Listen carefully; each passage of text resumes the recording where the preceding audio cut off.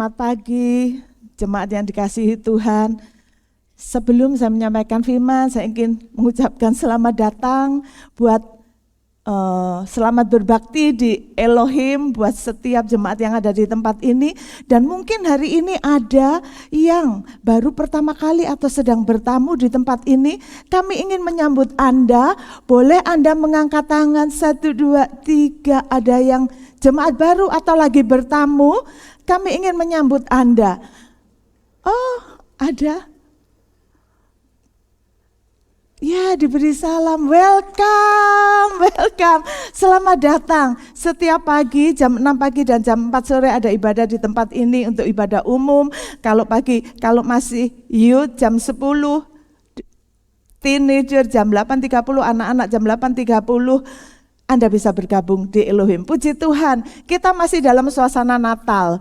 Pohon Natal belum diturunkan, dan Natal kemarin, siapa yang diberkati Natal kemarin? Baik ibadah maupun perayaan semua ditata dengan bagus. Semua itu terjadi karena direncanakan dengan bagus, well planned. Direncanakan dengan sangat bagus sehingga berjalan dengan lancar. Dan kita ada di penghujung tahun, ini minggu terakhir kan, hari Minggu terakhir. Biasanya kalau akhir tahun kita akan bikin rencana tahunan. Oke, tahun depan aku gini, aku turun 3 kilo, aku akan rajin nge-gym, aku akan lebih hemat, aku akan lebih melakukan ini itu. Semuanya kita rencanakan, plus kita juga ngecek tahun lalu. Gimana ya kerjaanku, gimana perusahaanku, gimana kehidupanku, kerohanianku gimana. Kita cek semua, dan mungkin ada hal-hal yang tidak bisa terlaksana di dalam hidup kita. Tapi tahun ini di akhir minggu, hal-hal yang tidak terlaksana itu mari kita buat lagi dengan komitmen yang lebih kuat di tahun yang akan datang. Atau mungkin memang apa yang kita rencanakan itu sama Tuhan belum diizinkan terjadi dalam hidup kita. Dan pagi ini kita mau melihat bagaimana ketika manusia boleh merencanakan sesuatu, tapi ada lubang-lubang, ada yang gagal. Tetapi ketika Tuhan merencanakan sesuatu, semuanya itu sempurna adanya dan pasti terjadi. Dan kita akan belajar ini semua dari kisah Natal. Hari ini kita akan lihat rencana Tuhan akan Natal, akan lahirnya Yesus melalui 2 kelompok, yaitu kelompok gembala dan kelompok majus. Kalau kita lihat di dalam Lukas dikatakan bahwa gembala-gembala ini ketika Yesus lahir, yang pertama dapat berita adalah para gembala. Gembala ini mendapat hak istimewa, a privilege untuk melihat malaikat, dan yang dilihat enggak sekedar malaikat, Gabriel ada di sana yang menyampaikan bahwa hari ini telah lahir bagimu seorang juru selamat. Kemudian bala tentara surga, ini Michael bala tentara surga. Malaikat Michael dengan bala tentaranya menyampaikan pujian.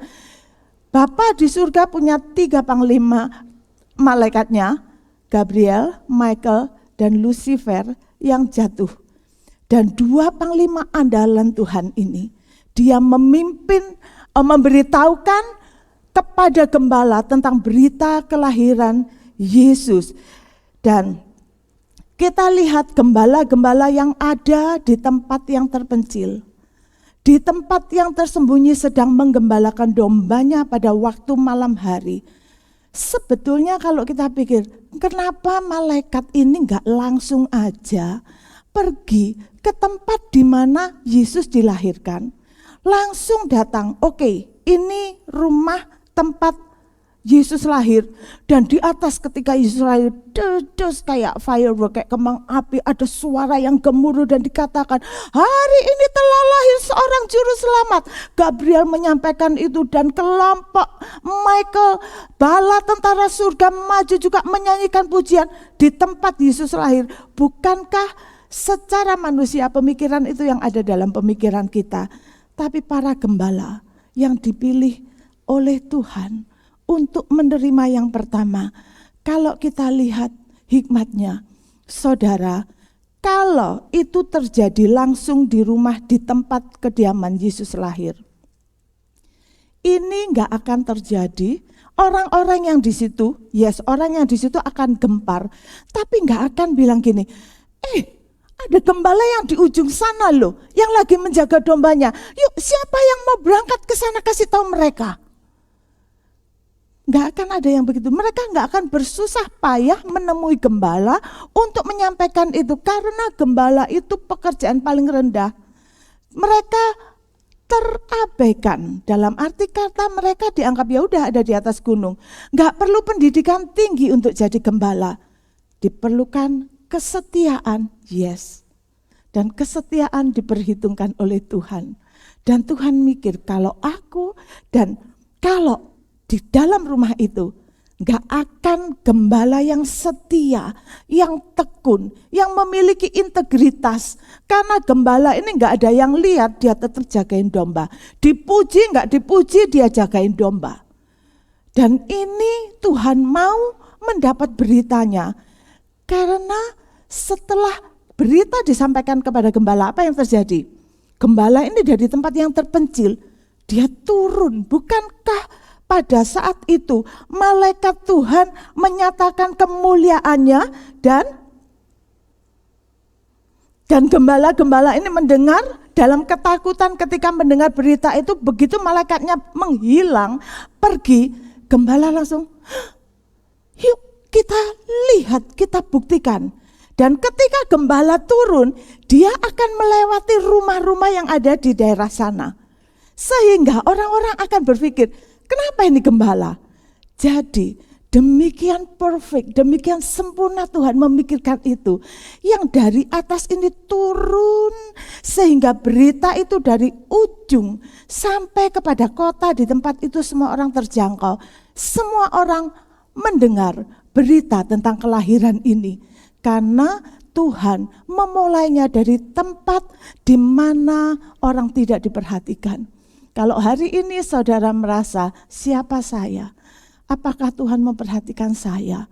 Apakah saya memiliki kesempatan yang luar biasa? Saya bukan apa-apa, saya tidak punya talenta. Mungkin secara kekayaan saya enggak punya lebih, saya tidak punya kedudukan.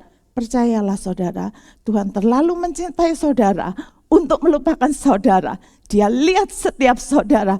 Dia lihat bahkan gembala yang terpencil, yang diabaikan oleh orang. Dia lihat, apalagi kita anak-anak pilihannya.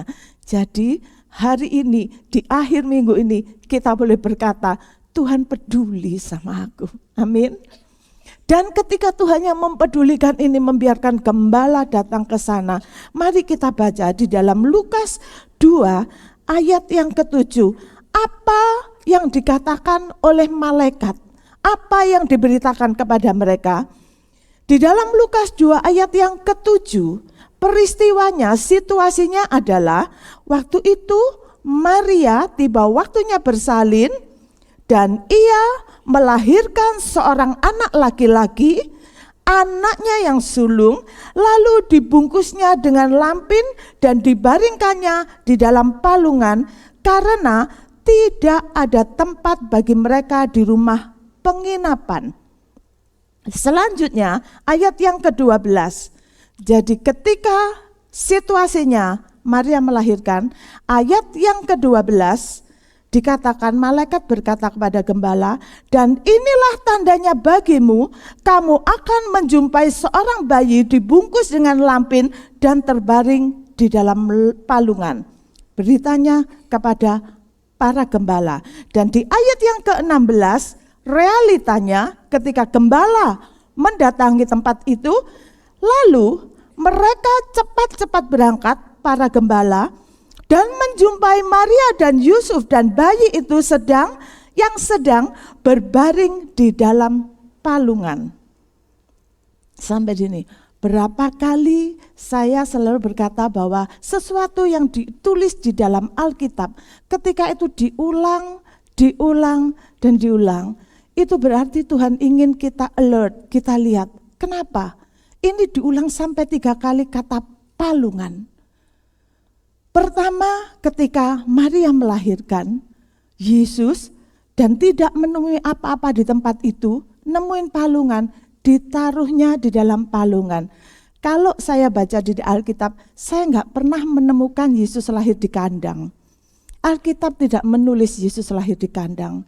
Karena rumah yang dahulu itu, ini hanya kemungkinan karena ada palungan di sana.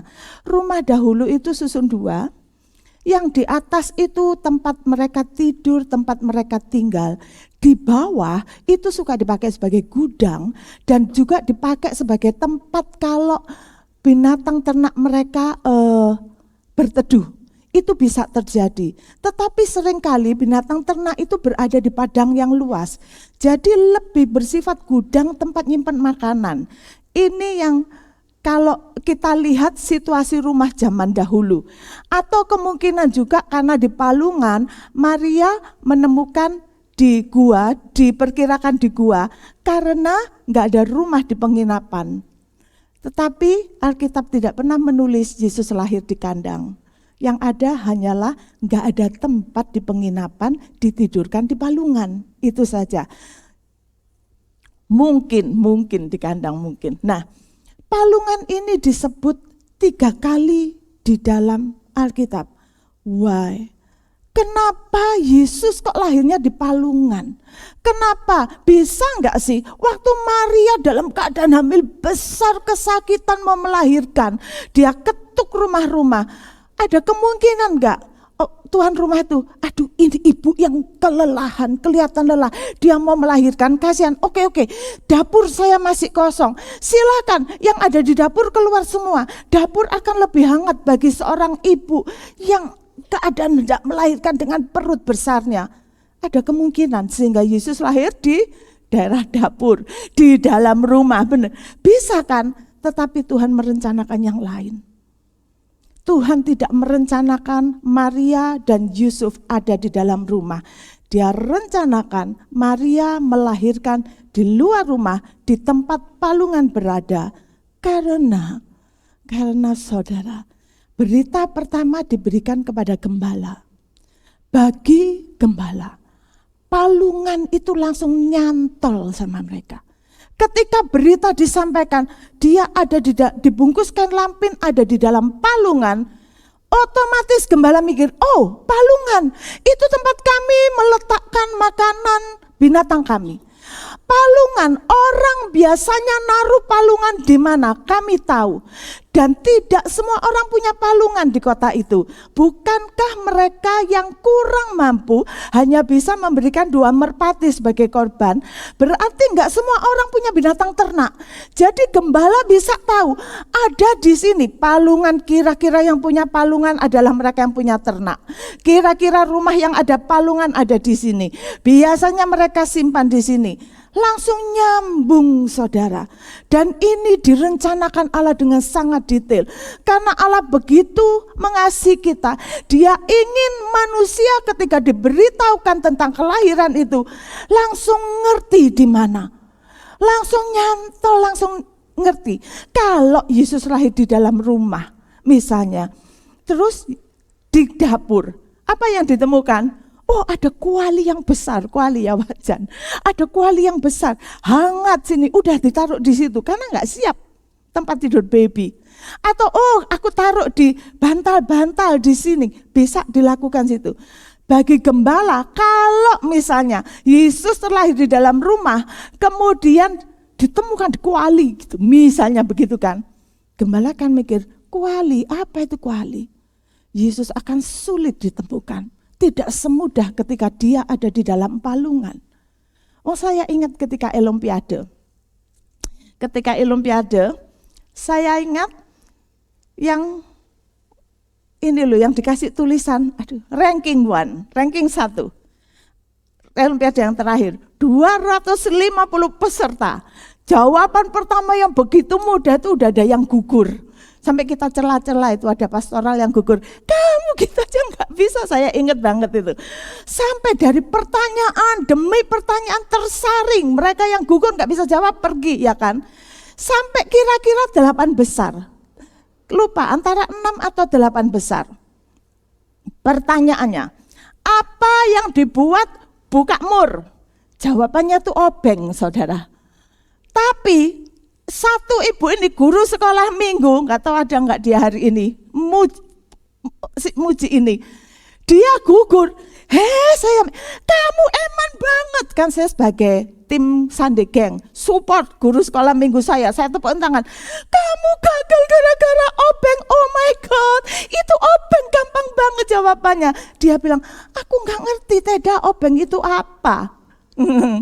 Obeng gak ngerti. Ibu-ibu kalau sotel wajan ini gandang dia ngerti, obeng dia gak ngerti. Karena dia tidak terbiasa bertukang. Lah kalau gembala dikasih tentang kuali, bisa jadi dia gak ngerti. Dan Yesus akan sulit ditemukan. Dan kita melihat betapa Bapa yang di dalam Roma 11 ayat 33 dikatakan, oh alangkah dalamnya kekayaan, hikmat dan pengetahuan Allah. Sungguh tak terselidiki keputusan-keputusannya dan sungguh tak terselami jalannya. Allah yang tidak mampu kita selami, dia merendahkan dirinya sedemikian rupa. Berbicara kepada gembala yang tidak teredukasi, yang gak perlu sekolah. Untuk apa? Supaya mereka faham dia ada di palungan. Diaturnya sedemikian rupa. Sehingga Yesus mudah ditemui terbuka. Dia tidak ada di dalam rumah sehingga tidak perlu ketuk setiap rumah. Dia ada di tempat yang terbuka. Saudara, Yesus bagi kita mudah ditemui. Dia hanya sejauh doa. Dia buka dirinya sedemikian rupa. Diberinya pengertian kepada kita. Karena dia mau welcome. Menyambut setiap kita. Siapapun kita. Dia membuka. Supaya setiap kita memiliki sesuatu, kita boleh datang kepada dia dengan mudah. Setiap kita boleh tahu bahwa dia terbuka, dia sambut kita. Bahwa dia ingin kita tahu, aku Yesus datang untuk kamu. Aku Yesus mengasihi kamu. Aku sudah tinggalkan surga untuk kamu. Come, datang kepadaku.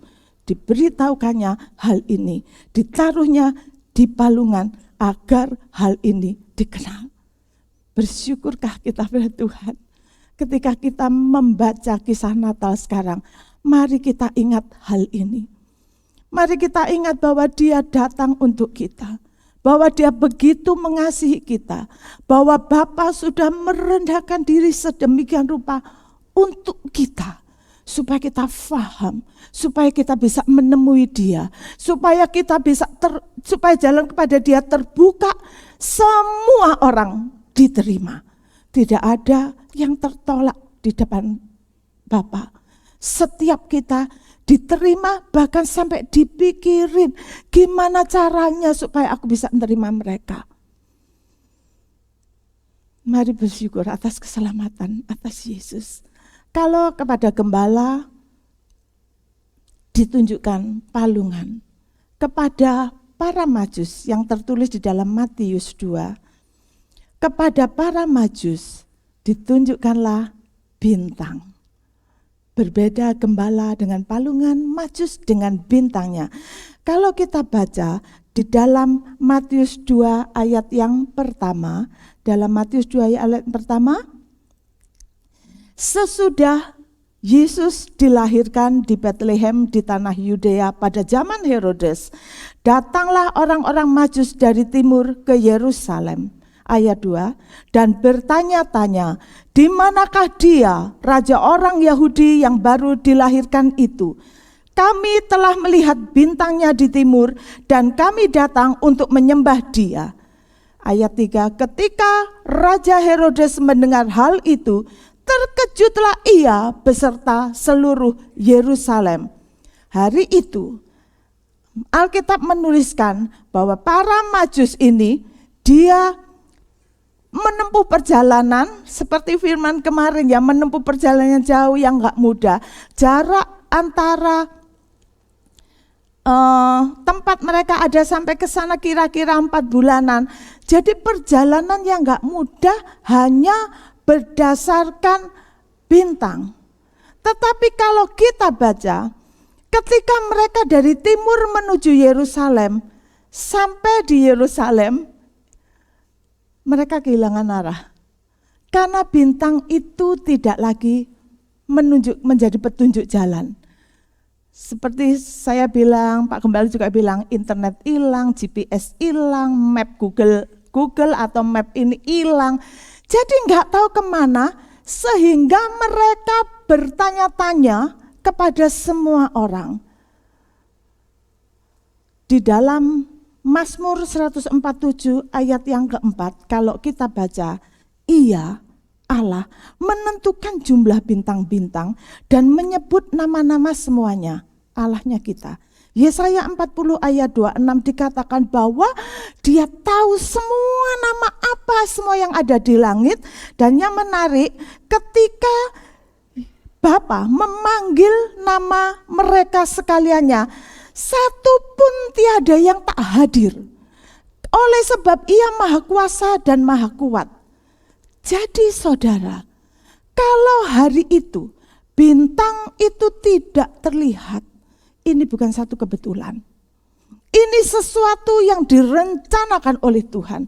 Dia sanggup panggil semua bintang. Dia sanggup suruh bintang timur, terus jalan terus. Tunjukkan sampai di mana anak itu berada. Tapi tidak. Bapa di surga kasih bintang timur, stop. Ada masa jeda, ada pause, ada masa stop di sana. Stop, jangan tunjukkan diri lagi. Kamu berhenti di sini. Kenapa harus terjadi demikian? Kalau kita lihat apa yang terjadi di sana. Ketika bintang timur itu berhenti, apa yang terjadi? Para Majus nanya kiri kanan, benar enggak? Dia tanya kiri kanan. Di mana kami lihat bintang timur? Kita kehilangan jejak di mana? Dan apa yang terjadi sampai kepada telinganya Herodes. Dan lebih lagi seluruh Yerusalem jadi gempar. Terkejut seluruh Yerusalem. Ketika Bapa membiarkan bintang itu jeda sejenak, berhenti sejenak dari tugasnya. Bapa sedang merencanakan sesuatu yang luar biasa. Karena kalau kita dengar tadi, gembala ini yang paling rendah.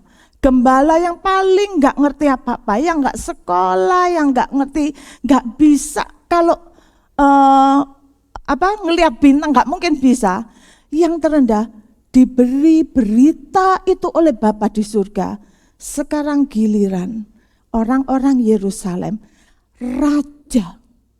Raja Herodes itu raja yang famous, yang terkenal pada masanya. Dia sahabatnya Kaisar Romawi. Dia sahabatnya Kaisar Romawi yang nyuruh semua orang mendaftar. Dipercaya untuk pegang Yehuda, Filistin, Palestina dan sekitarnya. Dia punya kuasa dan raja yang kejam dan penuh pertumpahan darah selama pemerintahnya. Dan tidak pernah ada orang yang memberitakan tentang keselamatan kepadanya. Sehingga Bapa perlu bergerak. Bapa perlu membuat bintang itu berhenti. Agar para Majus boleh menjadi pembawa berita itu. Para Majus ini disebut wise men, orang-orang bijaksana. Mereka ketika memberitakan berita itu, kalau ini misalnya gembala yang membawa, dia akan ada juru selamat yang lahir, dia akan heboh dengan caranya. Tetapi mereka cukup bijaksana. Apa yang dilakukan para Majus? Dia memberikan berita melalui pertanyaan-pertanyaannya. Di mana? Jadi pertanyaan yang memberikan pernyataan atas adanya raja yang baru lahir, raja atas segala raja. Ini menunjukkan bahwa Tuhan pilih orang-orang yang tepat untuk memberitakan kepada siapa. Setiap kita bisa dipakai oleh Tuhan. Setiap kita enggak peduli mau rendah, mau tinggi, mau hebat, mau tidak punya talenta, bertalenta. Kita bisa dipakai Tuhan dengan caranya Tuhan. Tuhan akan membukakan jalan kalau kita mau. Ini loh berita keselamatan. Ini tentang Yesus kita. Dia akan kasih kita hikmat. Dan pada level tertentu, setiap orang punya kelompok yang bisa diberitakan tentang Yesus, saudara. Dan ketika terjadi jeda, terjadi pause, terjadi sesuatu yang terhenti dalam kehidupan. Ini tahun akhir, saudara merasa, aku kok nggak tahu tahun depan mau apa ya. Kayaknya tuntunan Tuhan kok buntu aku. Apa Tuhan? Nggak ngerti. Nikmati masa jeda. Karena Tuhan akan melakukan sesuatu dalam hidup Anda. Seperti para Majus, masa nggak ada tuntunan. Mungkin kita akan merasa di akhir-akhir ini akan merasa, mau apa aku? Hidup jalan begini saja, nggak seperti yang aku harapkan. Atau mungkin malah terhenti, kok gini ya situasinya. Nikmati saudara, nikmati. Allah sedang merencanakan sesuatu. Majus direncanakan agar berita tentang kelahiran Yesus sampai kepada pemimpin yang tertinggi, dari lembah, dari gembala yang terpencil sampai ke istana. Sekarang sudah tahu bahwa ada seorang raja yang lahir.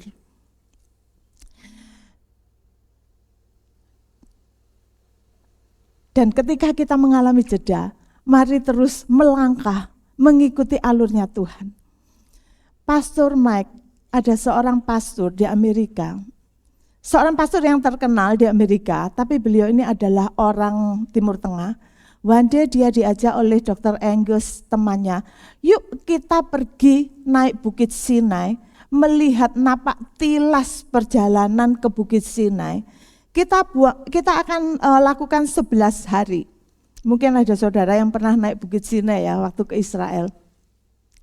Dia ikut ke sana. Waktu dia sampai di sana, di daerah Bukit Sinai itu banyak sekali kemah-kemah tempat orang Beduin. Orang Beduin ini tinggalnya mobile, nomad. Mereka dari sini pindah ke sini, bangun kemah, tinggal di tempat di mana air berada, tempat di mana kehidupan bisa dilanjutkan sambil memelihara ternak mereka. Terus mereka tinggalnya ya di lereng-lereng gunung situ. Waktu itu rombongan ini, waktu mereka akan naik ke Gunung Sinai, mereka ngelewatin satu kemah Baduin, ditarik sama seorang ibu Baduin. Tolong, aku tahu kamu seorang dokter, tolong anakku. Dia minta tolong anaknya yang berusia 6 tahun, kena api. Ketika kena api karena luka oleh suku Baduin, waktu itu dengan pisau yang dipanasin, tempelin ke sini supaya bakterinya mati, malah jadi lukanya makin dalam. Dan waktu Pastor Mike dan Dr. Angus melihat, oh my God, ini udah penuh nanah, ini lalat. Dia hanya bisa berdoa dan berkata, Tuhan tolong, kasihan nih anak. Dia hanya bisa tumpang tangan, dia nggak tahu apa yang terjadi. Dia tumpang tangan kepada anak ini. Ada jeda, ada sesuatu yang menghalangi dia untuk naik ke Gunung Sinai. 11 hari ke Gunung Sinai, ada waktu jeda. Setelah itu mereka jalan, sembuh anak ini? Enggak langsung sembuh. Tetap dalam keadaan yang luka dan mereka terus meneruskan perjalanan. 2 hari kemudian Dr. Angus bilang, aku kepikiran sama anak ini, aku harus balik. Aku harus cut, ada jeda ada masa berhenti dalam pendakinya kita ke Gunung Sinai. Karena aku tahu anak ini kalau nggak ditolong, anak ini akan mati. Jadi mereka memutuskan untuk kembali. Dan ketika mereka kembali 2-3 hari kemudian, apa yang terjadi? Anak ini sudah dalam keadaan sembuh dan baik, bisa bermain kembali. Dan suku Beduin ini akhirnya menjadi suku percaya kepada Tuhan. Jadi kelompok ini akhirnya mendengar tentang Yesus, melihat keajaiban Tuhan, melihat kuasa atas doa. Kenapa? Karena ada satu kelompok orang percaya yang dibuat jeda sama Tuhan. Rencananya mau naik gunung, stop di sini dulu. Ada sesuatu yang harus kamu kerjakan di sini. Itu sebabnya jeda dalam kehidupan kita. kalau kita sudah berpegang pada kebenaran, kalau kita sudah hidup setia kepada Tuhan, tapi Tuhan izinkan ada stop dalam kehidupan kita, jangan pernah ragu akan pertolongan Tuhan. Percayalah Tuhan sedang melakukan sesuatu dalam hidup saudara. Jangan melemah iman, tetap berjuang, tetap percaya kepada Tuhan. Amin. Dan Tuhan memilih Majus. Ini orang-orang yang layak ngadep raja. Enggak, Tuhan itu menempatkan sesuai dengan porsinya. Jadi ketika para Majus yang dipilih, karena Tuhan tahu kalau enggak Majus bahaya. Kita tahu kan zaman itu raja-raja. Kitab Ester memberikan kita pengertian bahwa kalau enggak dipanggil raja menghadap, bisa mati sampai raja mengulurkan tongkatnya. Dan sampai turun-temurun menghadap raja enggak mudah. Tetapi Tuhan bikin orang-orang yang layak menghadap kepada raja, dibuatnya menjalani yang demikian. Dipilihnya mereka enggak sekedar bijaksana, pinter, ngerti bintang, tapi mereka juga mau bayar harga. Mereka jalan jauh, enggak semua Majus berangkat melihat Yesus. Hanya sebagian serombongan yang ingin menemukan Yesus. Kalau kita memiliki kelebihan, tetapi kita enggak punya kemauan, enggak bergerak, ya Tuhan enggak ngapa-ngapain, enggak akan bekerja dalam hidup kita. Karena itu diperlukan langkah untuk bergerak dan membiarkan Tuhan memakai kita. Mari kita lakukan itu di tahun yang akan datang. Para Majus ini layak menghadap raja, dia dipilih. Dan mereka mengajukan pertanyaan ketika mereka hendak memberitakan tentang itu. Mereka dalam cara bertanya, bukan memberikan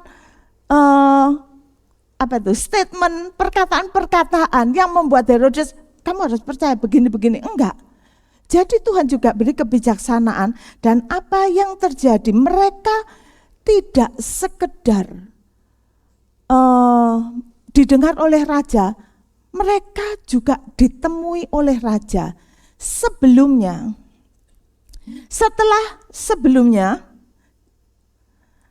raja tahu bahwa Yesus akan lahir.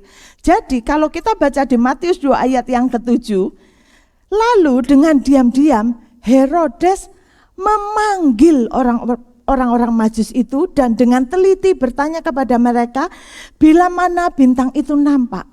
Mereka tidak perlu usaha untuk nanya maju menghadap raja. Raja yang memanggil mereka. Ketika kita memiliki sesuatu dan kita mau melangkah, maka yang seperti itu mendatangi kita. Berkat atau kesempatan-kesempatan atau hal-hal yang baik itu akan mendatangi kita. Para Majus ini dipanggil sama raja, dibuka kesempatan oleh raja, nggak perlu ketakutan akan mati menghadap raja karena apa yang mereka lakukan. Dan dengan diam-diam Herodes memanggil mereka.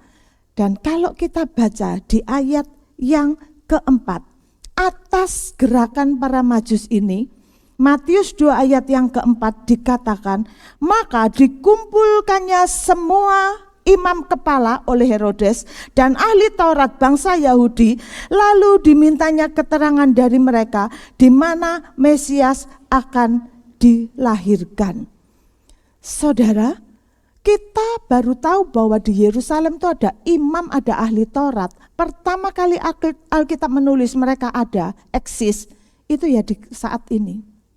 Ketika Majus bertanya-tanya dan seorang raja yang tidak mengerti apa-apa manggil mereka.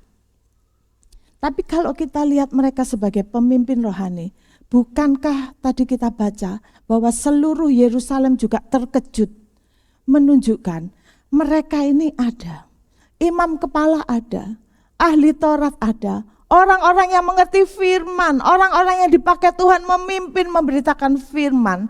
Tapi firman hanya sekedar pengetahuan, tidak dihidupi, tidak dilaksanakan, sehingga keselamatan gak nyampe kepada orang-orang. Bahwa berita akan ada seorang yang lahir di Bethlehem itu tidak diucapkan sampai Herodes manggil mereka, baru mereka kutip Mika 5 ayat 2 ini, bahwa di Bethlehem engkau bukan yang terkecil karena seorang pemimpin akan lahir di sana. Baru disebutkan di hadapan raja, di hadapan orang Israel, jadi tahu semua di seluruh masyarakat Yerusalem. Karena selama ini mereka berdiam diri, tidak berperan apa-apa. Mari para pemimpin rohani, kita belajar. Waktu baca seperti ini, ya ampun Tuhan, tolong aku di 2025, aku belajar untuk lebih lagi. Membuat setiap orang tahu akan keselamatan. Membuat bahwa berita tentang firman itu nyata dan ya dan amin. Ajar ke aku Tuhan, punya hikmat Tuhan. Sehingga enggak diam kayak imam-imam ahli Taurat ini. Yang selama ini kemana? Pantesan 400 tahun semuanya jadi abu-abu. Enggak ada firman dari atas, enggak ada pewahyuan. Karena para pemimpin agama tinggal diam. Hanya menjalankan ritual dari hari ke hari. Hanya menjalankan peraturan-peraturan. Semua orang tahu hari Sabat harus ke gereja, gak boleh makan ini, gak boleh gini. Semua tahu peraturannya. Tetapi berita keselamatan, raja atas segala raja datang, tidak tersampaikan. Sampai para Majus datang, bertanya-tanya, membuat Herodes takut dan gentar, dan seluruh masyarakat Yerusalem terkejut. Yesus membuat gentar seorang raja yang punya kuasa luar biasa. Sejak lahirnya kita mesti percaya bahwa dia anak Allah yang hidup, yang berkuasa, yang luar biasa. Sejak lahir sudah menunjukkan bukti-bukti yang luar biasa. Masih di dalam perut saja bisa membuat bayi lain di dalam perut melonjak.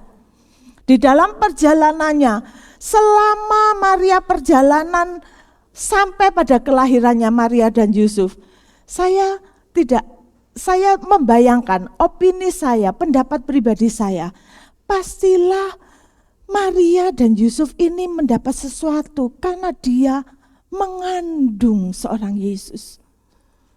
Karena dia membawa anak Allah yang hidup.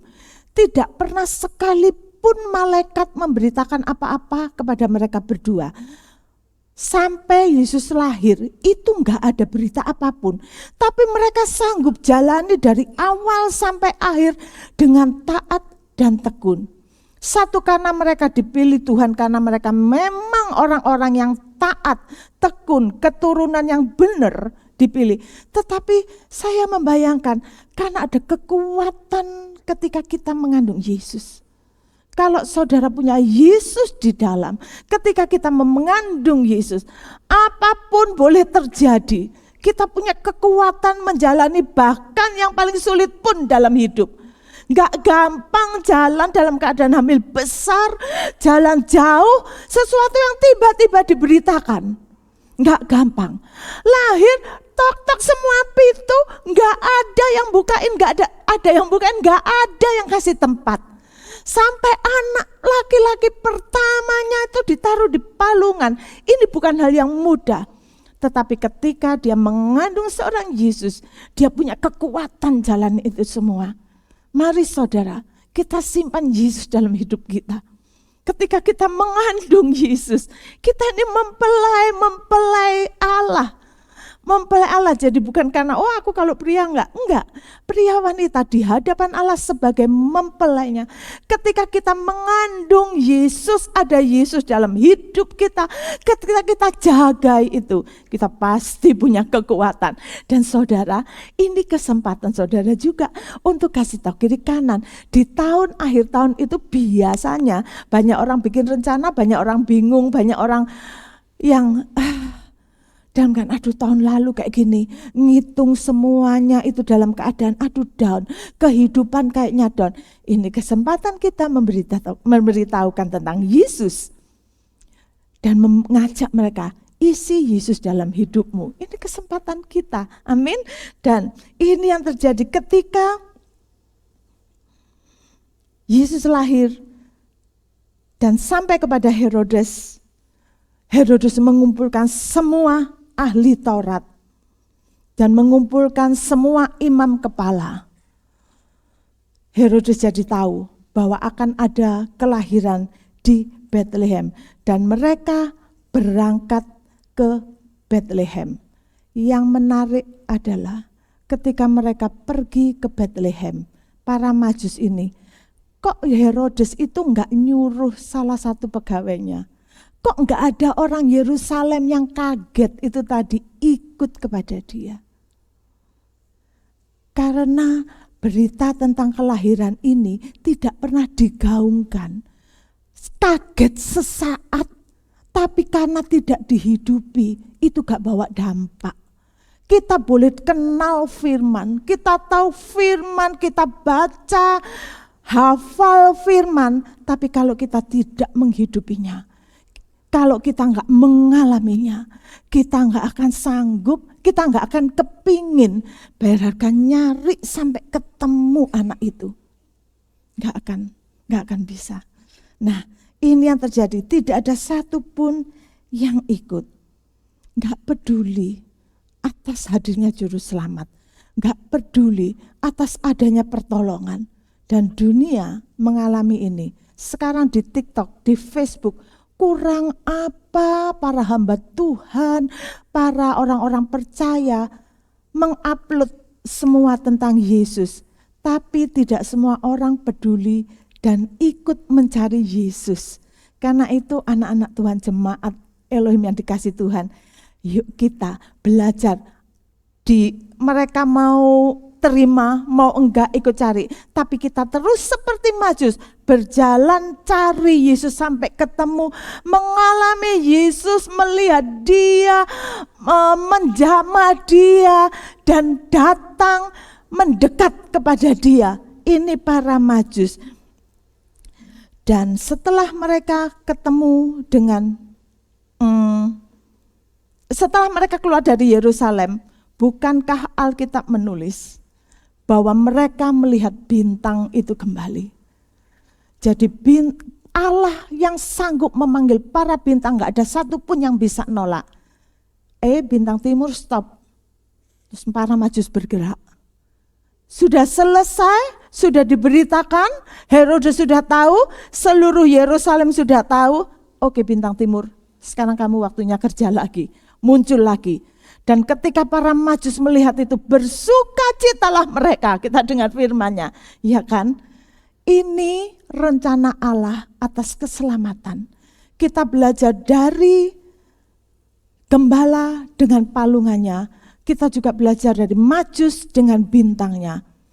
Siapapun kita, Tuhan selalu mendatangi kita, ingin memakai kita. Tuhan terlalu sayang, Bapa terlalu sayang sama kita. Tidak ada satupun dari kita yang terlewatkan. Gak ada satupun yang diabaikan. Dia terlalu peduli sama kita. Dia akan menempatkan pemikirannya selaras, sejajar dengan kita. Allah yang tidak terpahami itu, agar kita faham akan Dia dan boleh bangkit iman kita. Dan di minggu terakhir ini, di minggu yang ke-56 ini, firman ini biarlah menguatkan setiap saudara. Saya akan menutup dengan satu ayat dalam Yohanes 3 ayat 16. Saya percaya setiap saudara banyak yang sudah hafal dengan ini. Karena kita baca sama-sama mulai dari letak ayat ini di mana? 2, 3, Yohanes 3 ayat 16. Karena begitu besar kasih Allah atas dunia ini, sehingga Ia mengaruniakan anaknya yang tunggal, supaya setiap orang yang percaya kepadanya tidak binasa, melainkan beroleh hidup yang kekal. Dan itu adalah saudara dan saya. Dia terlalu mencintai kita. Saya undang semua bangkit berdiri. Mari kita datang menyembah Dia.